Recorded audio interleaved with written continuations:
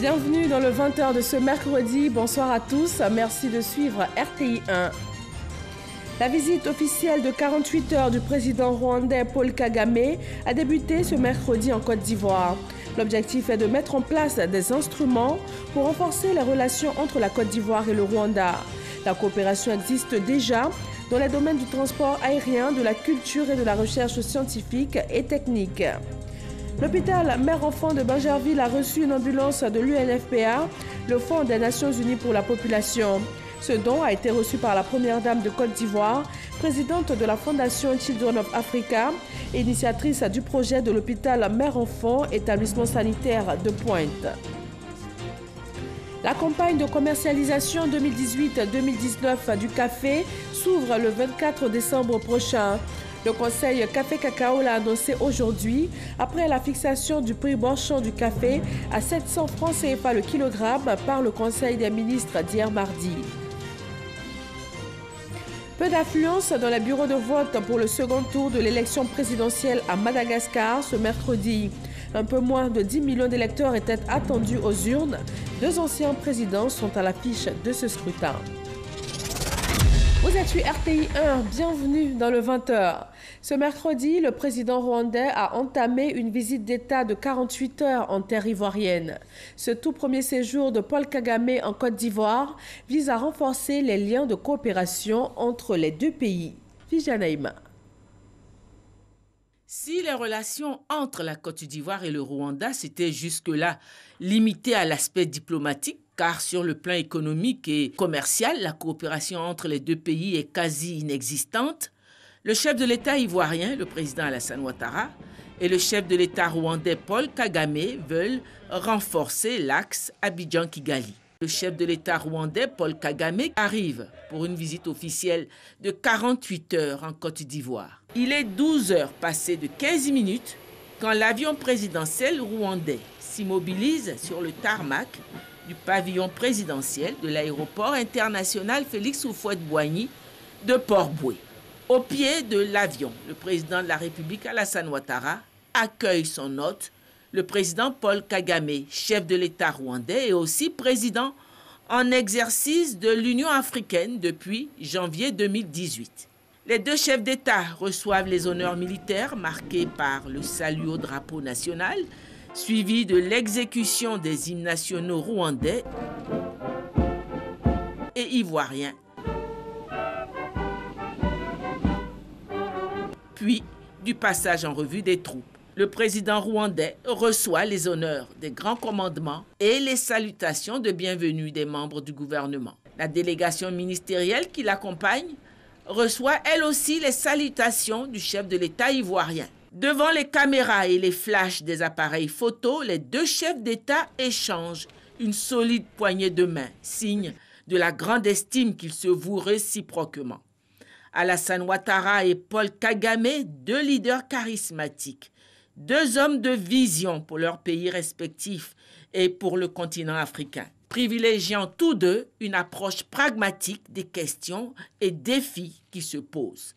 À l'intérieur du pavillon présidentiel, les chefs d'État ont poursuivi les salutations avant de se retirer dans le salon d'honneur pour attendre l'arrivée de la première dame du Rwanda, Jeannette Kagame, dont l'avion se pose 30 minutes plus tard.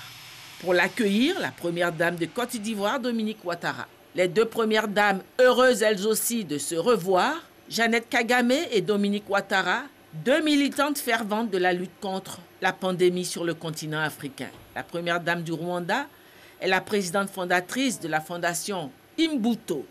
La première dame de Côte d'Ivoire est présidente fondatrice de la fondation Children of Africa et ambassadeur spécial de l'ONU-SIDA pour l'élimination de la transmission mère-enfant du VIH et pour la promotion du traitement pédiatrique. L'arrivée de la première dame du Rwanda sonne le départ de l'aéroport, mais avant, les deux chefs d'État prennent un bain de foule, saluant les chefs coutumiers et les autorités religieuses installées dans la cour du pavillon présidentiel.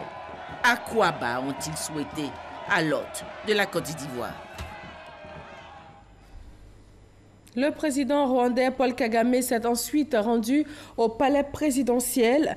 Il s'en est suivi un tête-à-tête avec le chef de l'État ivoirien Alassane Ouattara. Au terme de cette rencontre, 4 accords entre les deux pays ont été signés. Un dîner officiel en l'honneur du président Paul Kagame et de son épouse est prévu ce soir.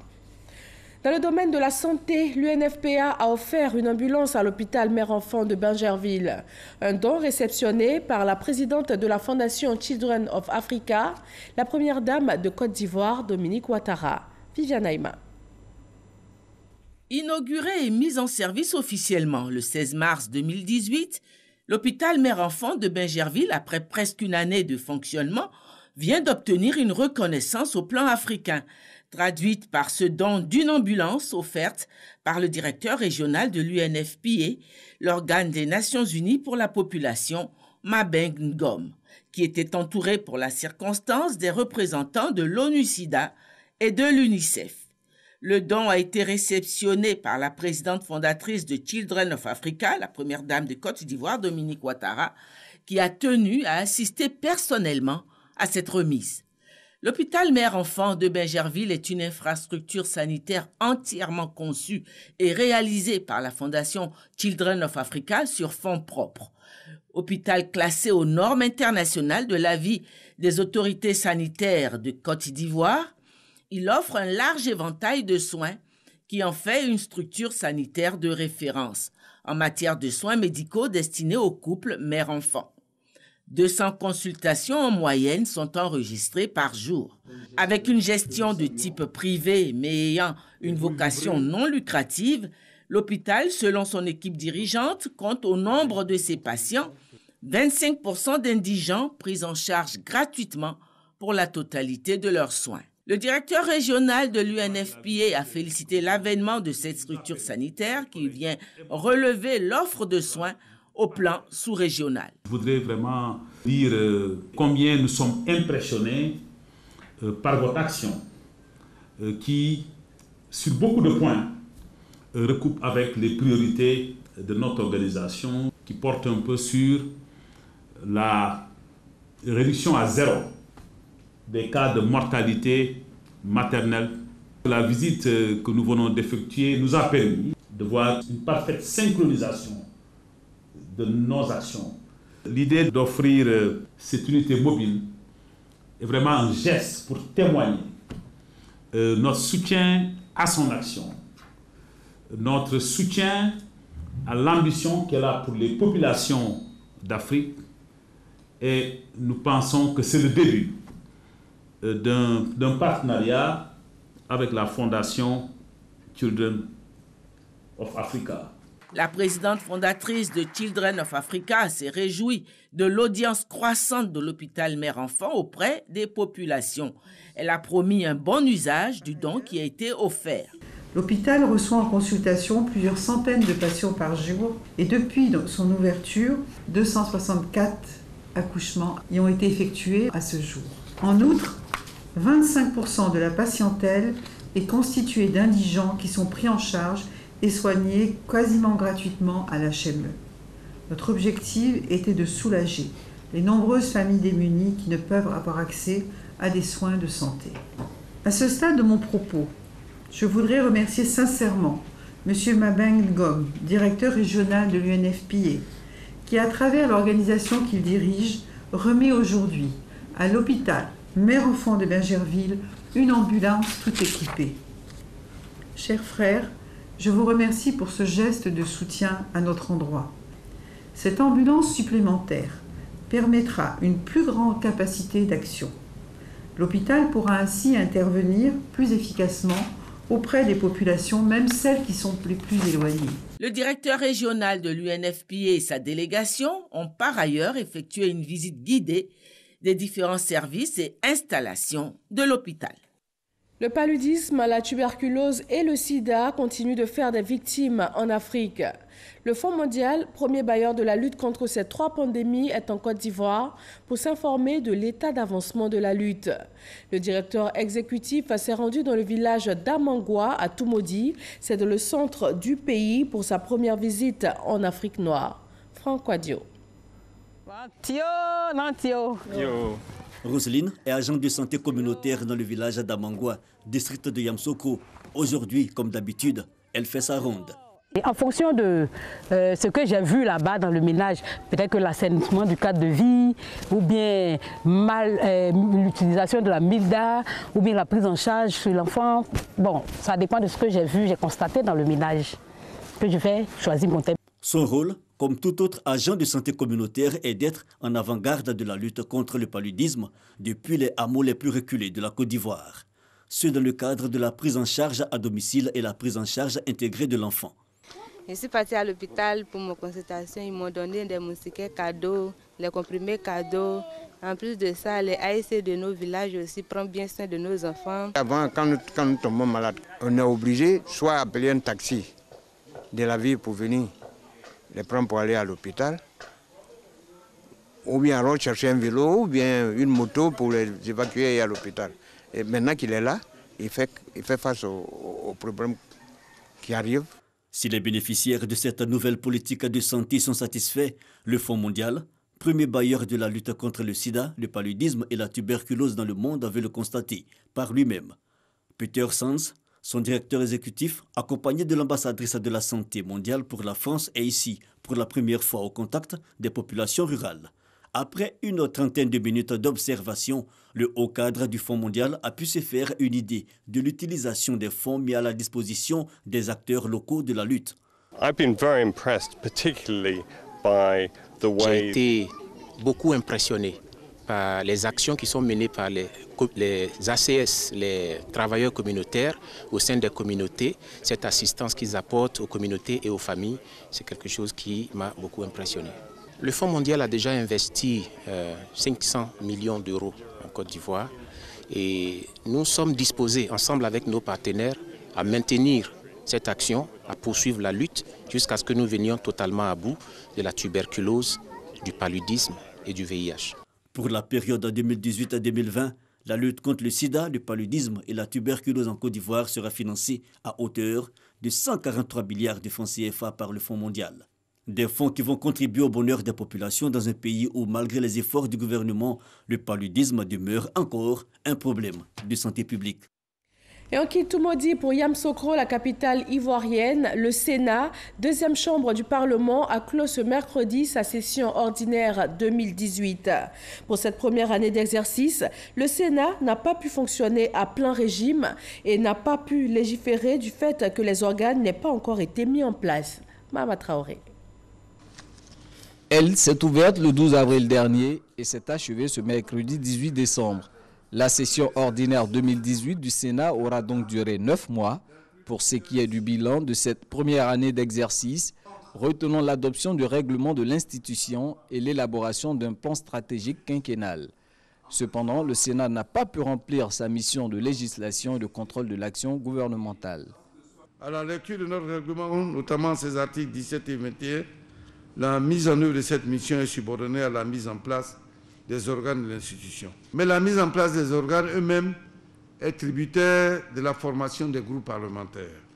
À ce jour, seul le Parti démocratique de Côte d'Ivoire, PDC-IRDA, a satisfait à cette demande en m'adressant la liste des membres de ce groupe parlementaire accompagnée d'une déclaration publique tenant lieu de programme d'action politique comme le prescrit l'article 12, alinéa 4 de notre règlement.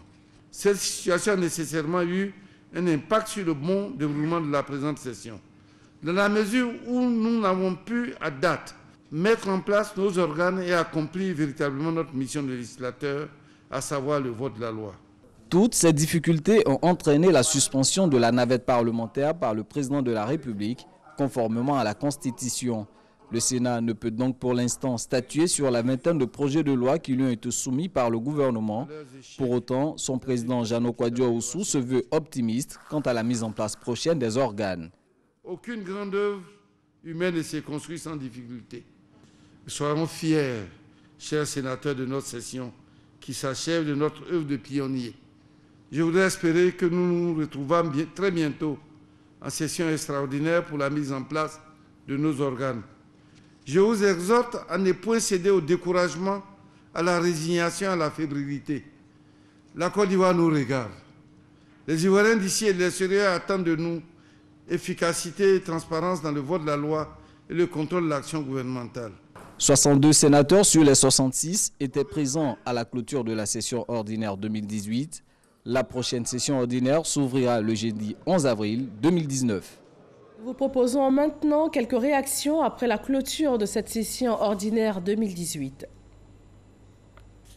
Ce n'est qu'un début, peut-être un peu laborieux, mais que la machine prendra, que le Sénat se remettra véritablement en marche pour apporter ce qui est attendu de lui au développement de la Côte d'Ivoire et à l'avancement de la démocratie dans notre pays.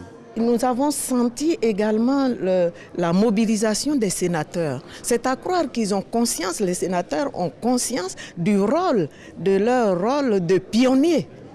Et donc, ils sont vraiment motivés, mobilisés pour le travail. Je pense que les partis politiques sont interpellés et qui permettront aux sénateurs de mettre en place le groupe parlementaire de sorte que nous puissions tous travailler en symbiose pour un but unique, la Côte d'Ivoire. Mais je suis vraiment désolé de n'avoir pas pu participer au vote des lois comme cela est prévu, disons par l'absence de mise en place des groupes parlementaires. J'ose espérer que cela va se faire rapidement, de sorte que le Sénat se mette au travail dès la rentrée prochaine.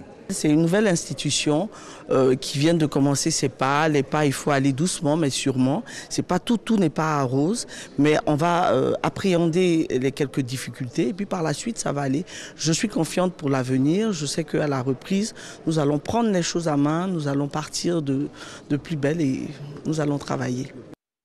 Dans le sud-est de la Côte d'Ivoire, la commune d'Ara, la population invite son maire à intégrer officiellement le RHDP unifié. Charles Tatou.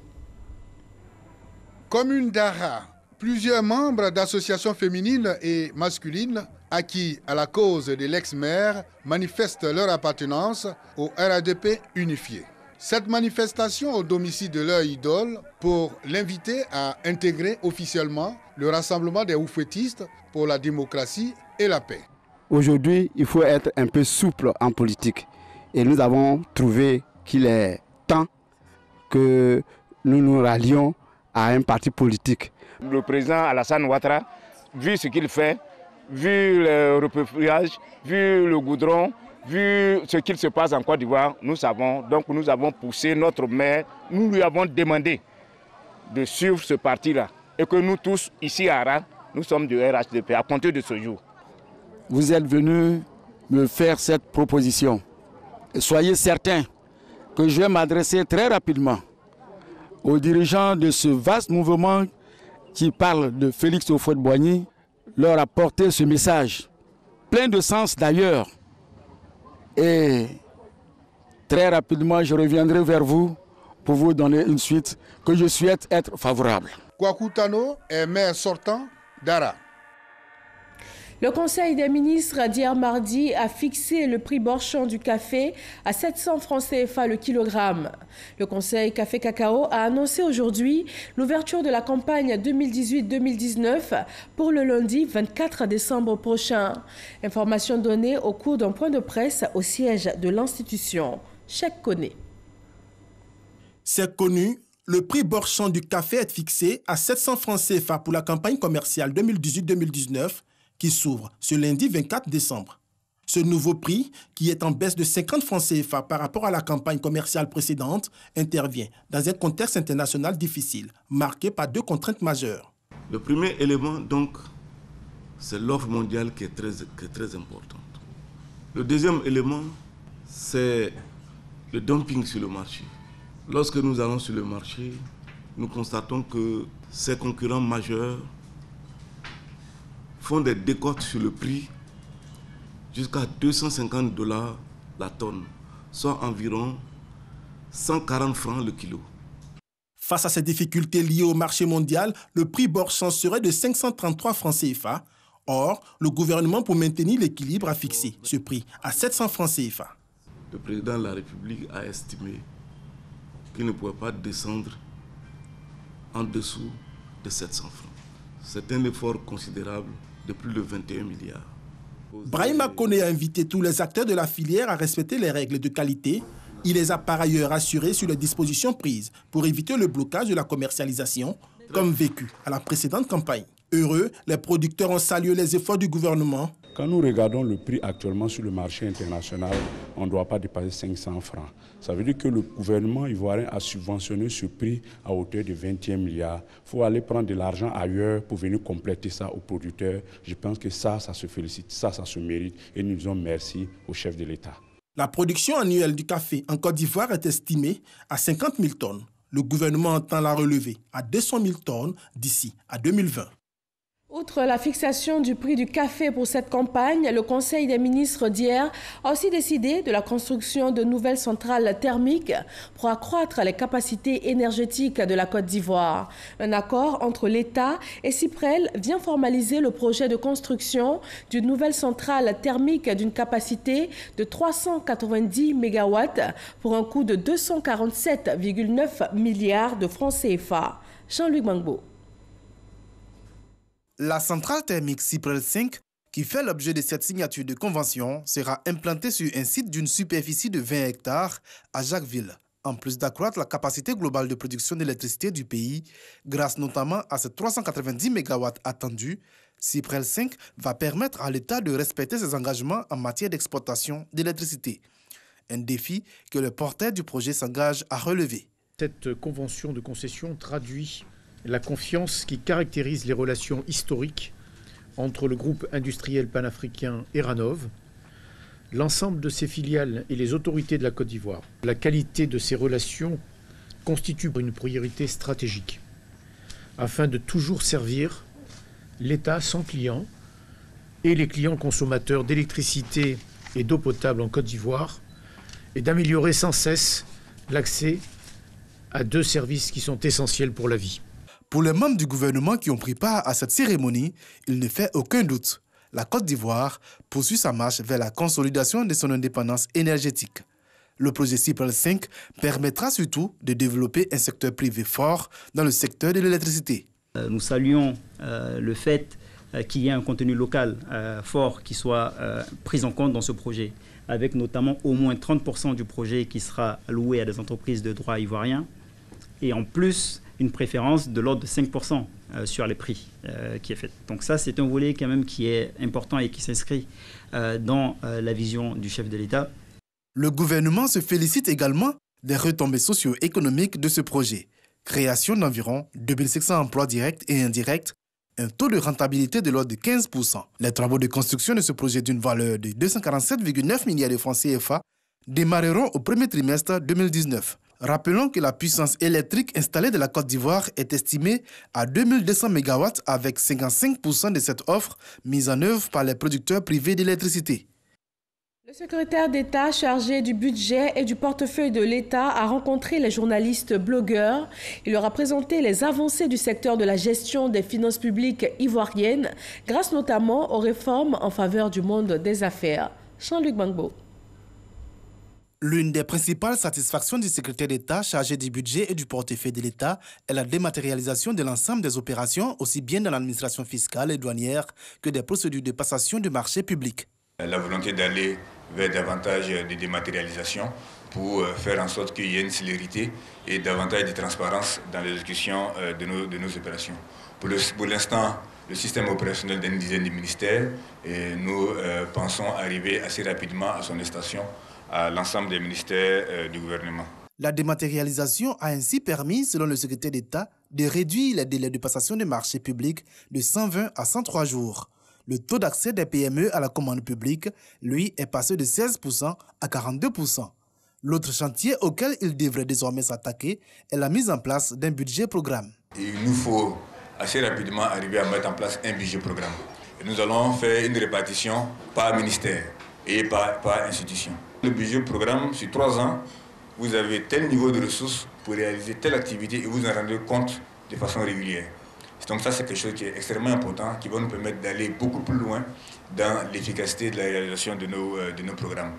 Cette rencontre avec les médias a été l'occasion pour Moussa Sanogo de dresser le bilan de l'ensemble des activités réalisées au sein de son ministère, notamment de nombreuses réformes qui ont permis un environnement économique favorable à la pratique des affaires.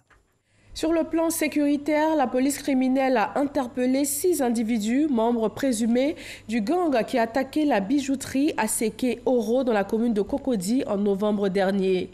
Des bijoux d'une valeur de 100 millions de francs CFA ont été emportés, ainsi que la somme de 4 millions de nos francs. Abou Sanogo. C'est le présumé gang qui a attaqué la bijouterie Aseke Oro à Cocody Saint-Jean le jeudi 22 novembre dernier. Ce jour-là, sous la menace de leurs armes, les membres du gang ont maîtrisé le personnel avant d'emporter des bijoux de valeur estimés à plus de 100 millions de francs CFA ainsi que la somme de 4 millions de francs CFA. Je les ai complétés pour faire le braquage. Bon, une fois à la bijouterie, on est rentré. Moi, je me suis chargé de ramasser les bijoux. Les investigations menées par les fins limiers de la police criminelle permettent de localiser un membre du présumé gang à Korogo. Une descente dans cette ville et l'individu ayant pris une part active au vol à main dans la bijouterie est interpellé. Quand on l'a interpellé, on a poursuivi nos investigations et pendant qu'on faisait l'enquête, on a eu encore une information qui faisait état de la présence de leur chef de gang à Samatigila. On est reparti à Samatigila. Mais malheureusement, leur chef de gang n'a pas pu être interpellé, mais on a pu interpeller son jeune frère qui a quitté Abidjan, lui, à bord d'un véhicule, qui est parti d'Abidjan avec le reste, les membres du gang là, à Korogo. Ce gang a à son actif plusieurs vols à main. Ces personnes qui ont été interpellées sont les membres des gangs qui attaquent les King Cash et les CDCI. Mais ils disent que dans ces magasins-là, il n'y a pas de vidéosurveillance. Ils ont attaqué de produits à Soubré. Ils ont même attaqué un domicile à Azito. Une perquisition à leur domicile a permis les saisies de 3 pistolets automatiques et 18 munitions. Plusieurs bijoux provenant de la bijouterie Aseke Oro et la somme de 3 380 000 francs CFA. Ces individus seront conduits au parquet d'Abidjan Plateau pour répondre des faits de vol en réunion à main armée à la bijouterie Aseke Oro à Cocody Saint-Jean. L'actualité internationale de ce mercredi est marquée par l'Allemagne, où une loi pourrait être adoptée pour réguler la main-d'œuvre qualifiée étrangère. Et en Angleterre, Manchester United a remercié l'entraîneur portugais José Mourinho et le second tour de l'élection présidentielle qui se tient aujourd'hui à Madagascar. Rojan Telesoro et Abou Sanogo.